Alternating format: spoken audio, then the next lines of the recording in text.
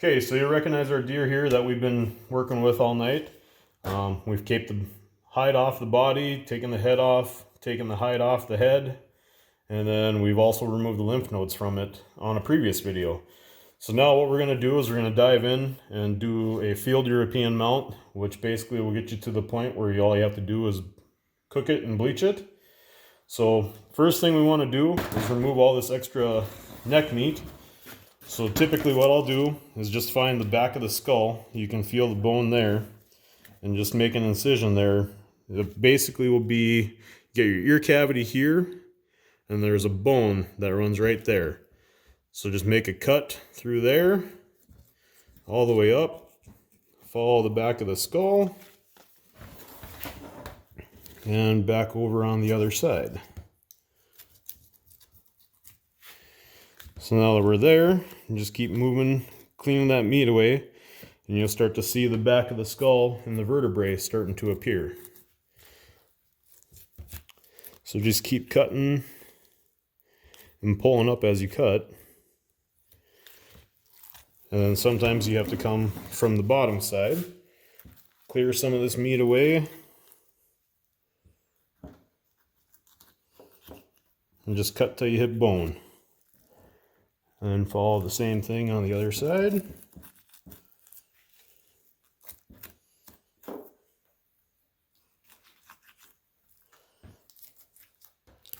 You're just working that socket around.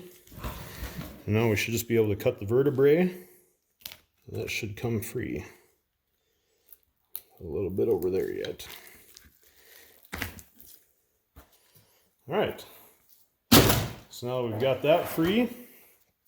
What we'll move to next is removing the lower jaw. So, to remove the lower jaw, what we're going to end up doing is we've got to clear some of the meat out up in this area. So you've got your orbital socket that runs right here, and then right behind that on the bottom side there's a small bone that runs through here. That's called the zygomatic arch. So what we're going to want to do is just take our scalpel and cut along the burr and just follow the bone, come right down, and it'll actually stop right there. So you make almost a 90-degree angle, come back, and you'll still be following that bone. And what we hit here, there's another bone that's actually connected to the mandible called the coronid process that comes up behind the zygomatic arch. So we just want to cut back around there just to clear some of that meat off. So we'll just come on the back side and just continue our cut back, and we'll clear off as much of this meat as we can.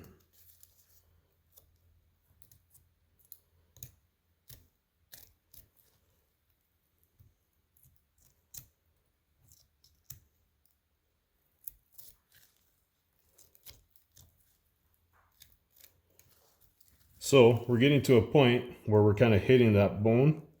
So you can just make an incision there, kind of cut the meat around that bone.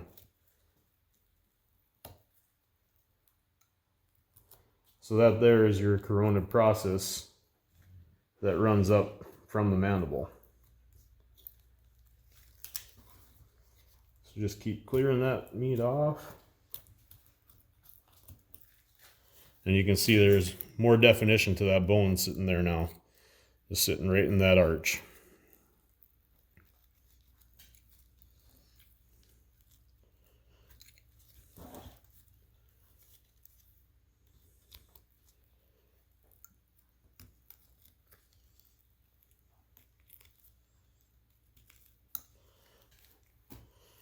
Okay, so now that we've got that top part cleared off, now we want to work on this bottom part. So what we'll do is we'll just come in right below the orbital socket, just make a cut, and again we'll follow that zygomatic arch back, and then we got a bunch of meat back here that we want to remove. So sometimes a different blade works better, different angles work better. Whatever works best for you is the best way to do it.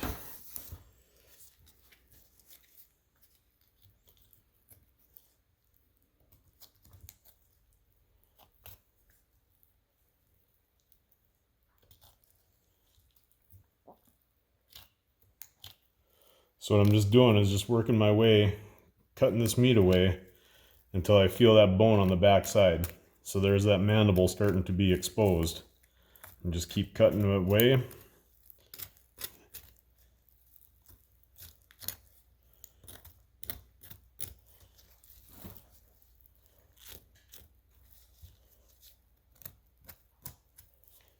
And just keep clearing that off.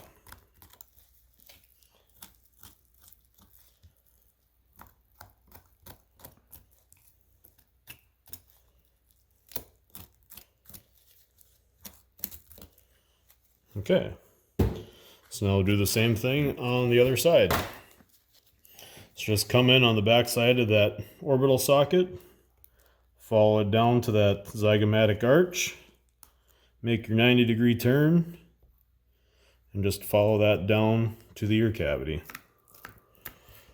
And one thing about European mounts is the fresher it is, the whiter it'll turn out. So the sooner you can get that hide off, get the meat and everything out, and start getting this thing in water, it's going to turn out a lot whiter than it would be if that blood were to sit there for a while and actually stain the bone.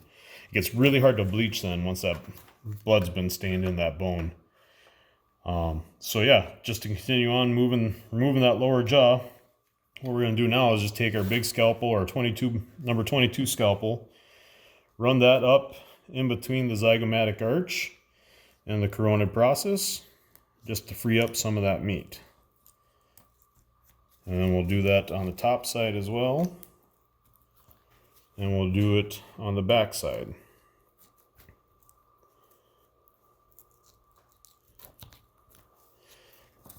Do the same thing on the other side.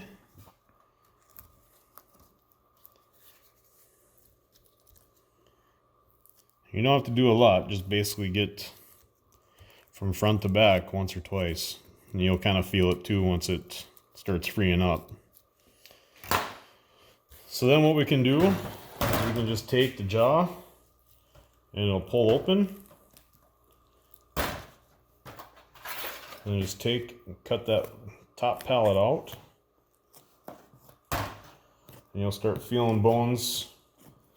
There'll be a couple small bones that'll actually hold that lower jaw on that connect in right back here. So once we pull this all the way across, that whole thing pops right out. Just go ahead and clear the rest of that meat off.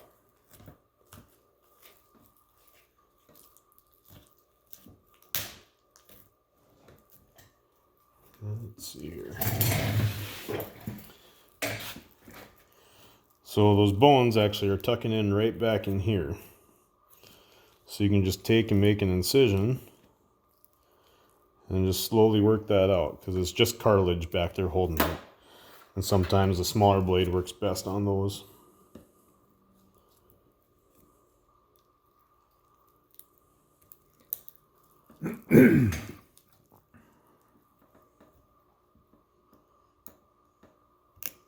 Or sometimes they don't come out at all.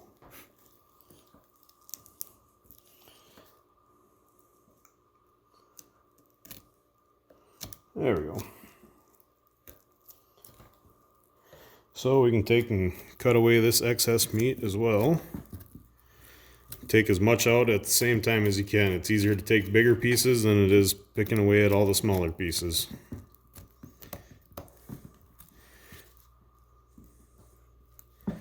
Okay, so we've got that bone over here again on this side. So we'll just cut around the back side. And just reach back in there. Get that freed up. And break our blade in the process.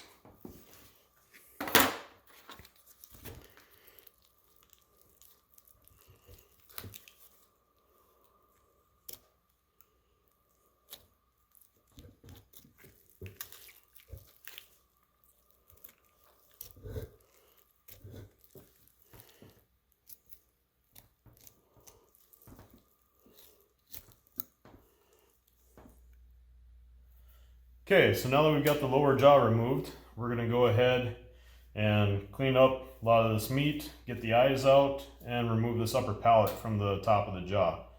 So I've got my handy little bowl of borax that is the taxidermist's best friend. And I just go ahead and sprinkle a light coat on all that. Basically, it's just to help get you grip. One thing it does do is it does dull your scalpels a lot quicker. So what I like to do is just start by removing this top palate. So you just find the nasal cavity there and just make your incision. And you can start pulling this down. Come up back behind the molar. And then what I'll do is I'll run it right down along all those. Then do the same thing on the other side.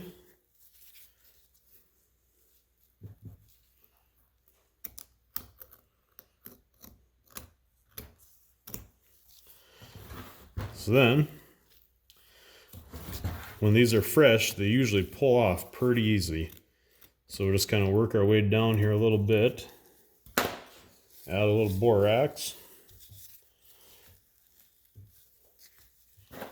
You just got to get it started is the biggest thing.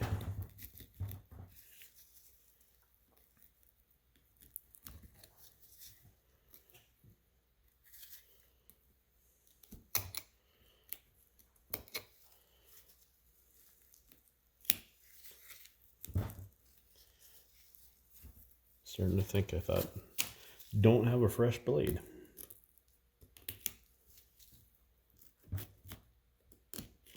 Okay, so now that we've got it going there, you can just take it, kind of grab and pull it down.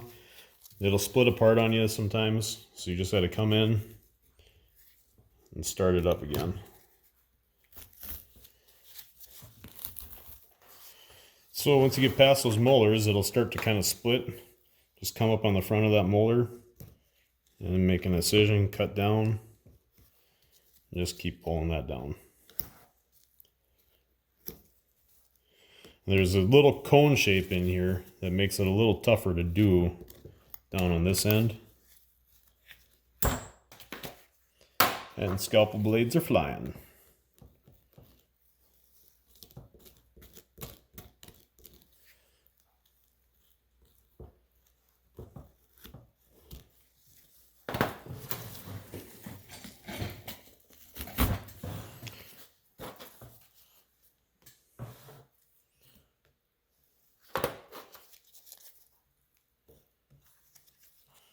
So we just cut that away.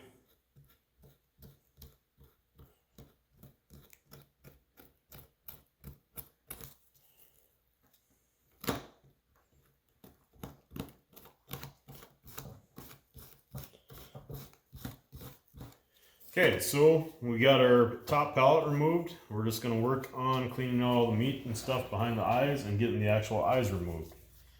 So what I typically will do is right up by this vertebrae, there's a small bone that comes down, and just kind of work my way up and around that, and then just start cleaning some of that meat off. Okay, so as we work our way down, we get to, there's some bones and structure in there, and then we've got the nasal cavity. Just go ahead and run your scalpel right beside that nasal cavity, and then come down right behind the molar and come right back up around, and that'll free up a lot of this then. And then just keep slowly cutting, working that meat out.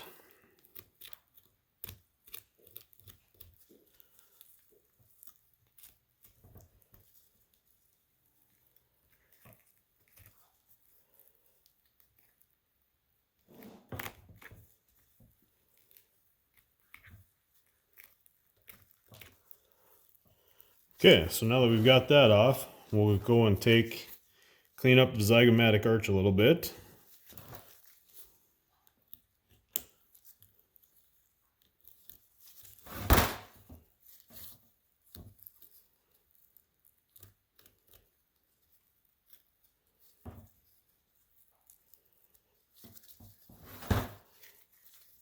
Try to get it so you can see what I'm doing.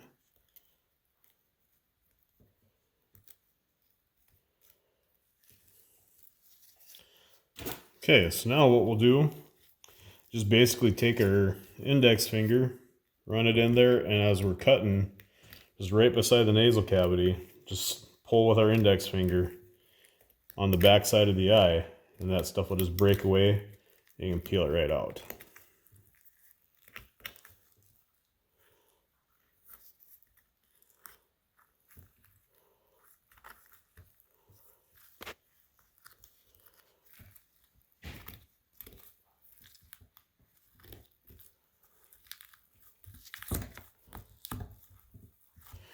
Okay, so once we have it there, you just grab the eye by the back side and just make cuts around on that orbital socket, and that'll free the rest of that membrane and meat up.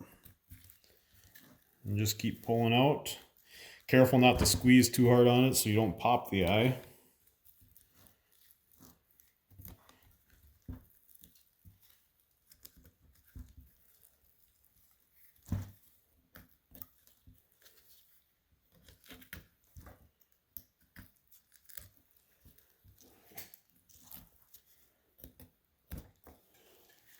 There we go, and there's one side.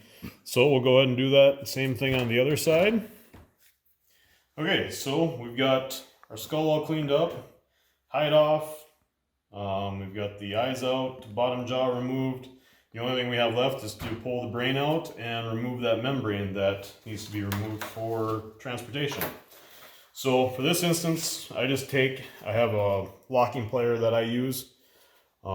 Just basically we'll go in, mash the brain up, and then I'll just kind of tap it on the side of a 5-gallon bucket or a garbage can. One thing I go through and do first is just kind of cut and free that membrane up around there.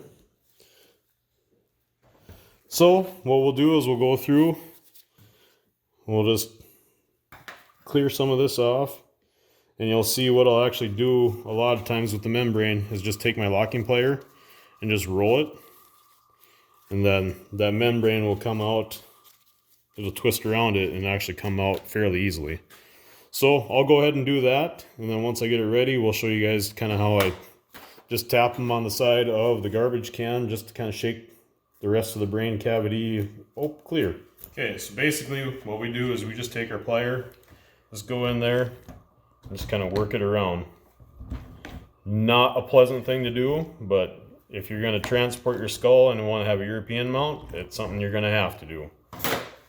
So once I get done with that, I just kind of take it over. I typically use a garbage can.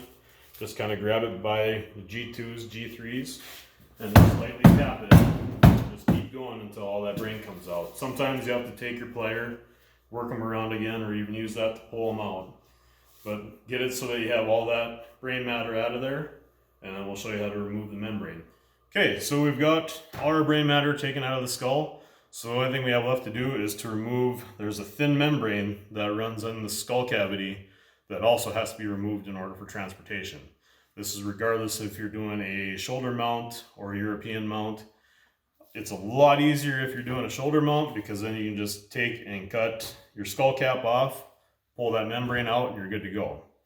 With the field European technique that I'm showing you here today, we basically take our same locking plier, just go into the skull cavity and kind of angle it as close as you can and just kind of pull up. And if you're on it, you'll hear that membrane breaking loose.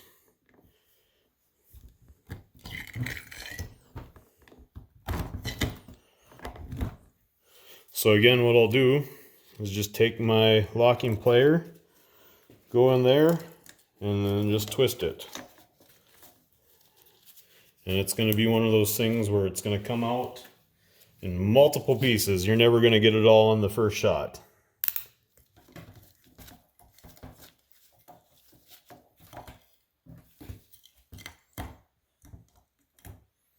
And there we go. So that's the rest of the membrane that's in there. We'll take one last look at it, just to make sure we got it all.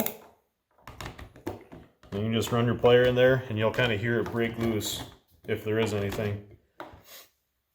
So got it all taken out. So now we're ready to go. What I would do is just take it, put it in a 5-gallon bucket, tape your antlers up to kind of keep the color and everything on those.